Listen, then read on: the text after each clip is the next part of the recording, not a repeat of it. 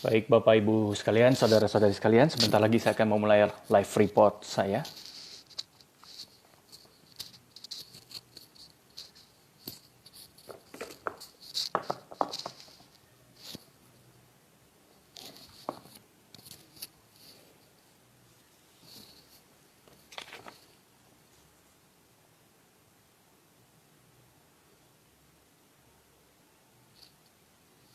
Baik, selamat malam, salam sejahtera, salam kebersamaan dalam keberagaman. Saudara-saudari yang kami cintai, semoga Anda dalam lindungan Tuhan Yang Maha Kuasa dan senantiasa semua yang kita perjuangkan pada akhirnya nanti bisa mendapatkan berkat dari pertolongan Tuhan kepada kita, sehingga semua rencana-rencana kita di masa yang akan datang bisa kembali ke rencana yang diharapkan oleh semua masyarakat Belitung maupun masyarakat Indonesia. Bapak, Ibu, dan saudara-saudari sekalian, sebelum saya menyampaikan pengulangan dan penegasan kembali rilis media dari Bupati Belitung terkait dengan kondisi COVID-19 pada hari ini 5 Juni 2020, saya akan menyampaikan beberapa hal terkait dengan perkembangan beberapa waktu ini di media maupun di masyarakat. Yang pertama, saya mengucapkan terima kasih kepada Bapak Bupati Belitung karena telah menegaskan dan juga mengklirkan terkait dengan pooling di media sosial di FKMB beberapa waktu yang lalu dalam rangka mendengarkan suara masyarakat terkait dengan penerbangan yang kemarin direncanakan oleh berbagai maskapai pada tanggal 1 Juni 2020 yang lalu. Pooling tersebut sejak awal dilakukan oleh saya sebagai pribadi. Dan pribadi saya tidak bisa terlepas dari jabatan Wakil Bupati. Karena satu-satunya Wakil Bupati Kabupaten Belitung ya saya, Ishak Merobi. Tidak ada 2 atau 3 wakil bupati yang saat ini menjabat. Jadi kalau ada satu FP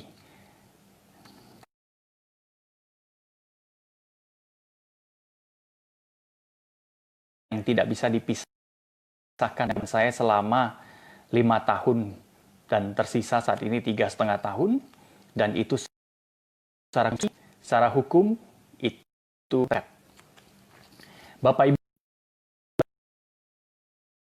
saudara-saudari yang kemarin oleh Pak Bupati ditegaskan bahwa benar bahwa pooling tersebut bukan atas nama pemerintah daerah. Karena itu atas nama pribadi saya berterima kasih kepada Pak Bupati karena sudah membantu menegaskan bahwa tudingan-tudingan orang lain bahwa saya mengatasnamakan Pemda yang membutuhkan persetujuan DPRD dan lain-lain tidak terbukti.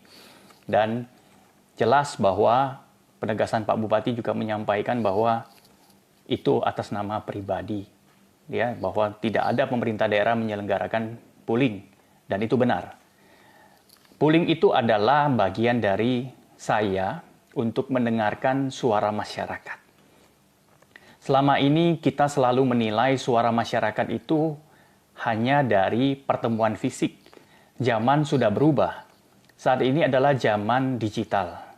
Bagaimana kita bisa bertemu dengan masyarakat dan mendengarkan suara hati mereka dan titipan aspirasi mereka melalui dunia digital. Dunia sudah berubah. Semua pelosok dunia saat ini, bukan hanya Indonesia, bahkan itu sudah menggunakan media sosial dan digital untuk bisa mendengarkan suara masyarakatnya. Karena itu kita nggak bisa menggunakan pola dan cara lama untuk menjalankan kegiatan kita, termasuk di dalamnya adalah tak terhindarkan dari pribadi saya yang saat ini menjabat sebagai Wakil Bupati. Karena itu untuk mempertajam dan memperkuat dan memperkaya wawasan saya sebagai salah satu pimpinan daerah, hati saya mengetuk, ya, dan saya berpikir bagaimana sebaiknya saya bisa mendapatkan masukan dari masyarakat. Dan akhirnya dilakukanlah pooling itu di salah satu forum yang tentunya membernya cukup banyak dan di-share kemana-mana. Dan dari pooling itu, silakan boleh di cross check. Tidak ada buzzer di situ, tidak ada robot di situ. Yang ada adalah setiap orang punya hak demokrasi untuk bisa menentukan suaranya. Dan hasilnya bisa kita lihat sama-sama. Walaupun hasil itu bukan menjadi acuan dalam pengambilan keputusan pemerintah daerah, karena ini adalah polling pribadi, maka tidak bisa kita bawa ke dalam rapat resmi. Namun polling itu bisa menjadi bagian yang bisa dilihat dan didengarkan oleh perusahaan maskapai penerbangan maupun pelayaran. Bagi maskapai dan perusahaan penerbangan dan perusahaan-perusahaan pelayaran bisa menggunakan itu sebagai cermin bagaimana suara masyarakat yang sesungguhnya. Dan itu bisa diklarifikasi tentunya dengan metode-metode survei yang lainnya. Seperti halnya, di dalam dunia digital ada namanya pasar online dan digital. Di situ pula sering diadakan polling. Ya, apakah masyarakat pembeli konsumen menyukai baju warna merah, putih, biru, kuning, hijau, dan seterusnya. Ya, untuk usia 17-25 tahun misalnya, lebih suka yang mana. Dan akhirnya mereka mengeluarkan produk dengan diskon tertentu untuk hasil polling yang tertinggi. Nah, itu adalah metode pasar. Sama halnya dalam dunia pemerintahan maupun dalam hubungan digitalisasi antara pemimpin dengan masyarakat. Jadi karena dunia sudah berubah, saya pikir saya sebagai individu pun harus bisa beradaptasi. Karena kita nggak mungkin bisa menjangkau seluruh masyarakat Belitung tiap hari bertemu dengan mereka menanyakan apa sih suara hati Anda. Media sosial adalah jembatan yang paling efektif, dekat untuk berbicara dengan masyarakat satu sama lain. Untuk bisa merespon dengan cepat kebutuhan masyarakat, untuk bisa mendengarkan lebih cepat keluhan dan kebutuhan masyarakat. Dan saya bertanggung jawab penuh apapun resiko yang saya harus terima sebagai pribadi saya ketika saya menempuh jalan untuk mendengarkan suara masyarakat. Dan melalui rilis media oleh Pak Bupati kemarin, sekali lagi saya mengapresiasi dan terima kasih bahwa Pak Bupati menegaskan bahwa memang Pemda tidak menyelenggarakan polling tersebut. Itu artinya menegaskan bahwa tudingan-tudingan orang-orang tertentu bahwa saya mengatasnamakan pemerintah daerah dalam polling tersebut menjadi tidak berdasar. Terima kasih kepada Pak Bupati. Yang kedua terkait dengan surat resmi kepada maskapai, sudah dijelaskan oleh Pak Bupati juga tidak ada surat resmi yang ditujukan kepada maskapai untuk menolak penerbangan tanggal 1 Juni ke atas. Namun, maskapai-maskapai dan perusahaan lainnya juga mendengarkan suara Anda. Mereka juga mengamati sosial media dan perkembangan di masyarakat. Ditambah dengan komunikasi pribadi antara kami, khususnya saya kepada maskapai, supaya mempertimbangkan kondisi perkembangan COVID yang saat ini bukan sedang membaik, tapi justru kita sedang bertarung untuk mengendalikan COVID di Kabupaten Belitung. Kita sama-sama tidak mau mengulangi kejadian 16 Mei yang lalu dengan satu penerbangan berakibat dengan beberapa kasus positif. Dan kita ingin belajar dari itu. Dan akhirnya maskapai pun mendengarkan suara hati kita semua. Sehingga tanggal 1 kemarin sampai dengan tanggal 7 Juni, hari Minggu yang akan datang, dipastikan tidak ada penerbangan dari Jakarta ke Belitung yang mengangkut penumpang. Yang ada adalah penerbangan kargo dan juga 1 minggu sekali penerbangan mengangkut penumpang dari Belitung ke Jakarta. Bukan kami tidak peka terhadap perasaan sahabat-sahabat dan saudara kita berada di luar Belitung untuk kembali ke kampung halaman. Namun pada waktunya, sesuai dengan rekomendasi RSUD dan juga Dinkes nantinya, kalau COVID-19 di Belitung, klasternya, kemudian potensi-potensi penyebarannya sudah semakin terkendali. Dengan SOP yang ketat, dengan protokol yang ketat, tentunya menurut saya maskapai akan membuka kembali. Namun kesiapan mental dan kesiapan kita semua menjadi sebuah pertaruhan yang besar. Ini adalah buah si malakama. Ketika penerbangan berlangsung dan terjadi masalah seperti tanggal 16 Mei lalu, tentu masyarakat pasti menyalahkan kenapa pemerintah tidak berupaya keras menahan itu, padahal pemerintah sudah lakukan. Dan selanjutnya, jika penerbangan tidak terjadi, tentu ada satu kelompok juga yang menyatakan kenapa kita tidak peka dengan kondisi kesulitan masyarakat Belitung yang ada di luar sana. Jadi itulah jawaban-jawaban yang mungkin yang bisa menjawab itu semua adalah kita masing-masing. Kami, khususnya saya, sudah berusaha sekuat-kuatnya. Sudah hampir 4 bulan ini, hari-hari kita hanya diisi dengan bagaimana ketika bangun tidur menghubungi rumah sakit, Dinkes, menghubungi semua jaringan di luar sana untuk bisa membantu Belitung segera mengendalikan COVID. Ini bukan perjalanan yang mudah. Kalaupun boleh memilih, tentu saya memilih menyerahkan tanggung jawab ini kepada orang lain. Tapi panggilan hati tidak bisa dinilai dengan ganti materialistik apapun. Panggilan hati tidak bisa ditukar dengan tidak bisa ditukar dengan jabatan apapun. Panggilan hati itu harus dituntaskan, apapun resikonya. Dan saya sudah memaklumi resiko itu. Dan kawan-kawan sekalian, sekali lagi, kita jangan memperpanjang polemik yang ada. Saya ingin mengajak kita mulai beradaptasi dan membiasakan diri dengan tradisi baru dalam hidup kita. Tradisi baru itu bernama normal baru. Sebenarnya tidak sulit kalau kita mau lakukan. Yaitu kita biasakan saja. Sesuatu yang menjadi kebiasaan akan lahir menjadi sebuah budaya dan tradisi. Kita biasakan begitu melangkah keluar rumah, kita menggunakan masker. Begitu kita bertemu fisik dengan orang lain, kita jaga jarak 1,5 meter. Begitu kita berkontak fisik dengan benda maupun orang, segera cuci tangan dengan air mengalir dan sabun.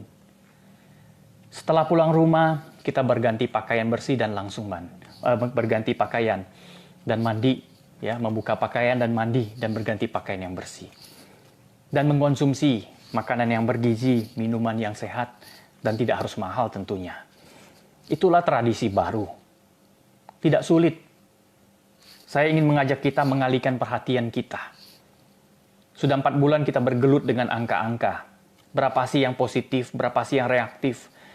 Saya sampaikan kita tidak akan pernah berhenti ya untuk bergelut dengan angka itu kalau kita sendiri tidak mau mencoba mengalihkan fokus kita dengan tradisi baru yang disebut dengan kebiasaan dan juga perilaku baru tadi. Kalau kita terus bergelut dengan angka-angka itu, sulit bagi kita untuk melangkahkan kaki untuk memulai hal yang baru. Izinkan kawan-kawan nakes yang selama ini sudah bekerja keras dan 3 hari terakhir ini, tanggal 3, tanggal 4, tanggal 5, luar biasa perkembangan kasus COVID di Kabupaten Belitung, sehingga mereka menguras semua energi dan pikiran. Dan secara psikologi, tidak terkecuali saya, dalam keadaan sangat tertekan karena kondisi COVID yang tak berkesudahan. Kita sudah mulai jenuh dan bosan. Tapi kejenuhan dan bosan ini bukanlah alasan kita untuk terbang bebas, berada di ruang publik tanpa protokol kesehatan. Itu justru akan memperburuk keadaan. COVID tidak akan berhenti dalam 1-2 bulan ke depan. COVID akan masih panjang. Kita harus beradaptasi menyesuaikan diri dengan keadaan yang ada. Kita nggak mungkin berkurung dalam rumah lama-lama. Kita nggak mungkin tidak beraktivitas ekonomi.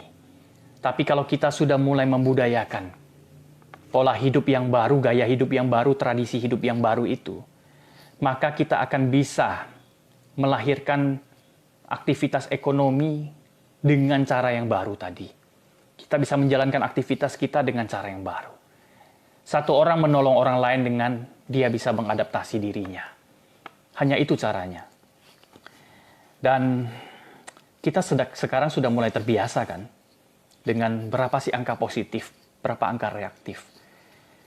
Terbiasa, sehingga ada satu sisi ketakutan itu menjadi hilang. Tapi ada satu sisi kecemasan itu masih ada. Jadi tergantung sudut pandang dan apa yang kita rasakan. Nah, karena itu kawan-kawan sekalian,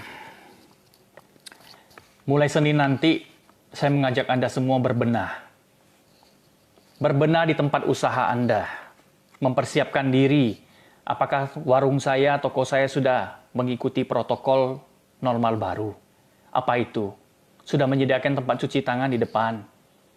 Sudah menyediakan face shield penutup wajah yang bahan mika, sehingga ketika orang bicara dengan kita dalam jarak kurang dari 1 meter, mohon maaf air ludahnya tidak ciprat ke kita. Kemudian kita menyediakan hand sanitizer. Kalau perlu ada termogan. Apakah kita sudah sediakan di toko kita dan tempat usaha kita? Nah, itulah yang disebut mempersiapkan diri. Tentunya kita semua tahu kita nggak bisa bertahan terlalu lama lagi. Kalau kita terus-terusan berada dalam rumah, terus-terusan tidak beraktivitas, secara psikologi kita pasti tertekan dan secara ekonomi kita pasti runtuh. Tapi kita jangan mengorbankan perjuangan tenaga kesehatan dan petugas-petugas yang lainnya. Bagaimana cara supaya tidak terjadi pengorbanan yang sia-sia bagi mereka?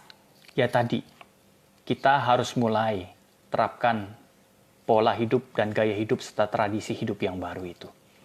Hanya cara itulah kita tidak menyanyiakan perjuangan mereka, pengorbanan mereka sejauh ini. Kawan-kawan sekalian, kita semua tahu bahwa saat ini RSUD Marsidi merawat 7 pasien positif. Dan dari 7 orang tersebut, kita melakukan rapid test tracing pelacakan kepada hampir 160 orang lebih. Ya, 160 orang lebih yang melakukan rapid test pertama sejak 10 hari yang lalu. Dan sejak tanggal 2 Juni, 3 Juni, 4 Juni, dan hari ini 5 Juni, RSUD Marsidi Judono melalui kerja bersama Dinkes dan lainnya telah melakukan tracing pemeriksaan kembali rapid test kedua sejumlah 105 orang dari 160-an orang. 105 orang. Dan dari 105 orang itu didapatkan lebih dari 20% reaktif atau sejumlah 23 orang tanpa gejala dari 105 orang dinyatakan reaktif. Ini angka yang cukup tinggi dan fantastis. Cukup mengkhawatirkan, tapi harus kita hadapi. Sekarang bukan saatnya sekali lagi kita meratapi angka-angka, tapi harus dihadapi. Ini kenyataan. Mohon maaf ya. Kemudian dari 23 OTG tersebut ada 1 orang PDP yang juga telah dites ya. Dan hari ini sebelumnya tanggal 30 Mei terkait dengan 931 yang bekerja di salah satu lembaga atau instansi terkait dengan pemeriksaan keamanan pangan yaitu BPOM. Tadi saya berkomunikasi dengan pimpinannya. 21 personil BPOM rapid test keduanya semuanya non-reaktif. Artinya ke-21 sahabat-sahabat kita yang bekerja di BPOM sudah dinyatakan steril dari COVID. Ya, satu kantor steril dari COVID tanggal 30 Mei. Kemudian dari 24 orang yang reaktif tadi yang dirawat di RSUD dan sudah diisolasi, dilakukan pemeriksaan swab-nya. Swab tes cepat molekuler melalui lab RSUD Marsidi Judono. Sebanyak 12 orang, 11 OTG dan 1 PDP.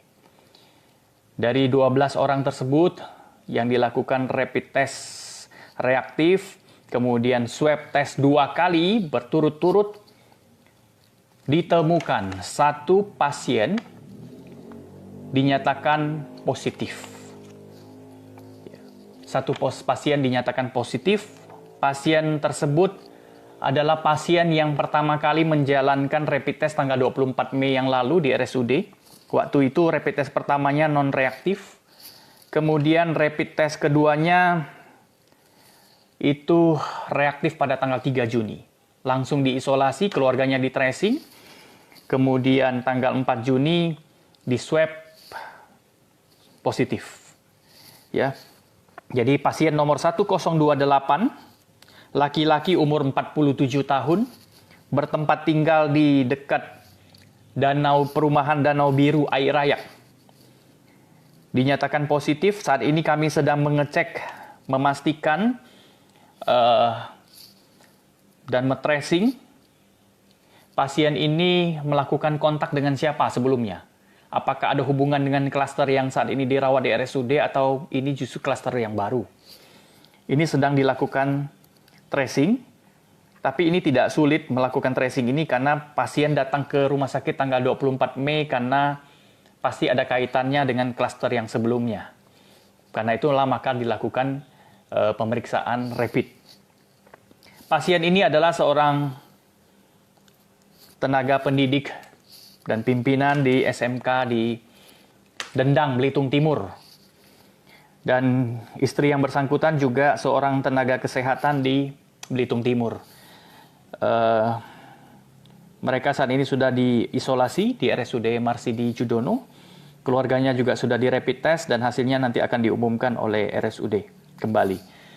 Dan hari ini, walaupun kita menemukan satu pasien positif, sebenarnya kita ada kekhawatiran yang lebih besar tadinya. Karena ada 12 orang yang dites swab. Kita khawatir sekali karena reaktif dalam rapid testnya cukup menunjukkan tanda-tanda yang agak kuat gitu ya, sehingga mengkhawatirkan kami. Namun puji Tuhan 11 dari 12 tersebut dinyatakan negatif, termasuk 3 adalah petugas TNI yang bertugas di bandara waktu itu dinyatakan negatif ya, dan termasuk petugas kepolisian juga negatif. Dan kawan-kawan sekalian, saat ini yang bisa kita kerjakan bersama-sama itu adalah tadi memastikan bahwa kawan-kawan yang telah menjalankan rapid test pertama untuk diingatkan kembali datang ke rumah sakit untuk melakukan rapid test kedua. Karena masih ada, sesuai catatan masih ada 57 orang yang harus dirapid mulai besok sampai dengan hari Senin yang akan datang. Namun tentunya masih ada yang juga belum datang sejak hari tanggal 3, 4, dan 5 masih belum datang kembali ke RSUD. Kami mohon kerjasamanya. Kemudian kawan-kawan sekalian, bahwa kondisi saat ini semua ke-8 pasien positif tidak menunjukkan gejala. Semuanya dalam keadaan yang baik, tidak menunjukkan gejala. Tadi sore juga dilakukan tes, karena sudah sesuai jadwal 14 hari setelah dinyatakan positif, 3 pasien positif nomor 921, 923, dan 931. Tadinya kami berdoa berharap agar 3 pasien ini ketika swab test TCM di lab sore ini bisa menunjukkan negatif. Ternyata ketiga pasien positif tersebut masih positif. Jadi belum bisa dikatakan punya gejala untuk negatif ya. Belum bisa sembuh. Walaupun mereka tidak ada gejala secara fisik ya menunjukkan COVID tersebut, tapi secara laboratorium bahwa yang bersangkutan masih ketiga-tiganya masih positif. 921, 923, dan 931. Nanti hari besok lab akan bekerja keras kembali untuk melakukan pemeriksaan lebih dari 12 orang. Lebih dari 12 orang lagi. Siapa mereka? Mereka adalah 8 orang yang reaktif yang ditemukan kemarin, dan hari ini ada 4 orang reaktif baru. Jadi totalnya ada 12 orang reaktif yang akan dilakukan pemeriksaan swab pertama besok, dan hari Minggu akan dilakukan pemeriksaan swab kedua. Doakan semoga ke-12 orang ini semuanya negatif ya. Itu kawan-kawan semua, saya tidak akan panjang lebar. Saya hanya ingin mempertegas siaran pers yang sudah disampaikan oleh Bupati Belitung dan juga RSUD Marsidi Judono. Dari 12 orang yang diswab hari ini, swab kedua 11 negatif, 1 positif. Kita harus mendoakan juga sahabat-sahabat kita di Pulau Bangka yang hari ini pertambahan kasus positifnya cukup banyak. Bangka Belitung saat ini kasus positifnya sudah melewati angka yang kita khawatirkan justru ya. Sekarang sudah cukup tinggi sekali angkanya. Nah, jadi kawan-kawan sekalian, mari kita berdoa buat sahabat kita juga di Bangka ya, di Pulau Bangka sana, Pangkal Pinang, Bangka Induk dan seterusnya ya. Angka-angka positifnya semakin naik. Dan Belitung hari ini kita menambah satu angka positif. Saya butuh doa Anda semua. 8 pasien positif, semoga diberikan kekuatan secara psikologi maupun secara fisik dan bisa segera sembuh kembali. Kita akan kembali lagi dalam live report berikutnya untuk saya sampaikan perkembangan lebih lanjut. Sekali lagi, jangan dengarkan informasi-informasi dari sumber-sumber yang tidak bisa dipercaya. Tetap dengarkan informasi yang memang berdasarkan informasi resmi dari kami, gugus tugas, dan jaringannya. Terima kasih kawan-kawan, tetap sehat. Oh ya, mulai hari Senin nanti kami akan mulai berkeliling untuk melakukan mentoring atau simulasi kepada tempat-tempat usaha. Kita akan mulai ajarkan bagaimana menerapkan normal baru, tradisi baru tadi, mulai di rumah ibadah, gereja, masjid, kemudian tempat ibadah yang lainnya. Bagaimana sudah siap belum menerapkan itu jika seandainya awal Juli kita mulai melakukan aktivitas terbatas ya, setahap demi setahap. Kemudian rumah makan, warung dan seterusnya, mulai hari Senin kita akan mulai lakukan pendampingan dan simulasi ya ketika mereka membuka sudah sesuai dengan normal baru. Walaupun kita sekarang lihat banyak sekali warung dan restoran yang sudah membuka secara inisiatif tapi belum menerapkan tradisi yang baru tadi. Kami mohon kerjasamanya. Terima kasih kawan-kawan sekalian, jaga kesehatan Anda semua, tetap semangat menghadapi COVID ini. Percayalah bahwa kita walaupun tidak segera kembali ke zona hijau, tapi kita bisa hidup beradaptasi dengan kondisi yang ada, dan hidup harus tetap berlangsung kawan-kawan sekalian. Dan ikuti petunjuk-petunjuk yang kami sampaikan, sehingga kita bisa tetap aman, tetap selamat di lingkungan kita, di tempat tinggal kita. Kita boleh sebebas di alam, tapi harus seaman di dalam rumah. Itu adalah prinsip. Ingat kawan-kawan, kita boleh sebebas di alam, tapi harus seaman di rumah. Itu yang paling penting. Itulah yang akan membangkitkan Belitung kembali dari ekonomi yang saat ini mulai kemarin 4 bulan lalu stagnan, sekarang mulai sedikit-sedikit mulai menggeliat lagi. Itu tugas kami untuk membangkitkan kembali ekonomi dan sosialnya secara bertahap, namun tidak mengorbankan kesehatan masyarakat dan keselamatan jiwa masyarakat kita. Terima kasih, selamat malam, sampai jumpa, selamat bermalam minggu dengan keluarga, dan tetap sehat, jaga imunitas Anda kawan-kawan sekalian, dan jangan lupa doakan kami, doakan mereka semua yang malam ini akan bertugas di pelabuhan untuk menjaga pintu masuk sampai dini hari nanti. Doakan mereka yang bertugas di bagian, semua yang sedang bertugas di rumah sakit dan bertugas di berbagai fasilitas kesehatan lainnya. Terima kasih, selamat malam, sampai jumpa, Tuhan memberkati kita semua.